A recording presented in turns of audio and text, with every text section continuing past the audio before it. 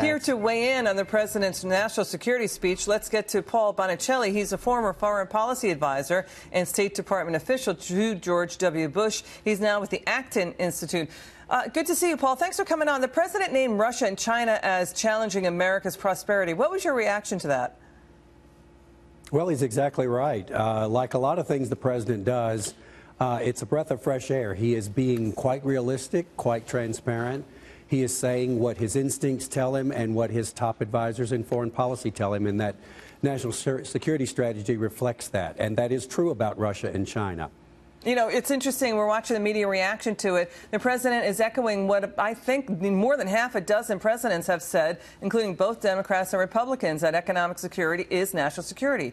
And we have former Speaker of the House, Newt Gingrich. He wrote an opinion piece saying that the president's speech was in the great tradition of Presidents Truman and Reagan. He sounded a lot like Kennedy. What is your reaction to the media ripping into Trump now?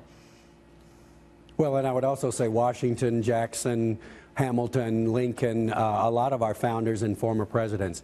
I think that the media is going to be unhappy with him no matter what he does, but I read Newt's piece and he's exactly right. And another thing that Newt said was foreign policy has been dominated by diplomats and lawyers, and they have their place. It's important to have them in this, but they don't understand or embrace the fact that power at the end of the day is what is going to settle disputes. The United States needs to be clear that it will use its power, economic, military, and otherwise, to make sure that its interests are fulfilled, as every other country does.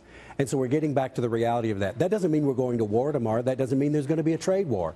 What it means is everyone has to take our interests seriously, just as we will take their interests seriously, and then we can have a conversation about what kind of deal we can have. Yeah, it's more like an American restoration speech. The president's trying to overturn an era of strategic stagnation and self-doubt, similar to the Carter era, right? I think that's exactly right. This is Republican and Democrat have not been realistic about foreign policy. And I think, again, as I said, the president's instincts and his top advisors, McMaster, Mattis, Nikki Haley, others, are reflected in that strategy. And it is, as you said, it is a true reset of what our foreign policy should be, which is first and foremost, our interests have to be accommodated. Yeah, every other country operates the same way. Obama's 2015 speech, in his speech, Obama never mentioned the words jihad or jihadism, but the president mentioned it 30 times in his speech today.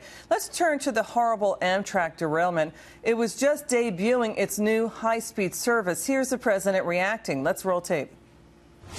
We are closely monitoring the situation and coordinating with local authorities. It is all the more reason why we must start immediately fixing the infrastructure of the United States. We've got MSNBC, CNN really criticizing the president for saying that. And the president said we spend trillions in the Middle East, that we need that money on infrastructure. Again, the media going after Trump today on the need for infrastructure improvements in the wake of this Amtrak train derailment. What are your thoughts there? Well, it's what the president has said from the beginning of his campaign. The word infrastructure was in the first time he spoke, I think. He's always talked about it. Whether or not this derailment turns out to be anything other than operator error or whatever, the fact of the matter is we do need to attend to our infrastructure because governments local, state, federal, tend to spend on what gets politicians elected. And if infrastructure hasn't been important enough, then they have failed to do it. I think the president's putting attention on that, and I think we'll see a bill. It'll be his second big legislative success, perhaps. Chuck Schumer, Nancy Pelosi, Bernie Sanders, Elizabeth Warren, they've all said the same thing, and they've campaigned on and gotten campaign donations saying we need to improve our infrastructure. But, sir, this Amtrak train reportedly was going down at very high speed on tracks used by old freight trains. These were old tracks. What are your thoughts there? Yeah, I heard a couple of experts on Fox Business today talking about that. And even if it turns out to be operator error, the fact is, as you just pointed out, trains are not necessarily running on the right kinds of tracks for what is needed today. And that's going to happen when you don't pay attention to infrastructure over the years. And so I think that's what we're going to see. My hope is that it is a good infrastructure bill and not a pork barrel bill, because we've had plenty of those before. Great to see you, Paul. We love having you on. Come back soon.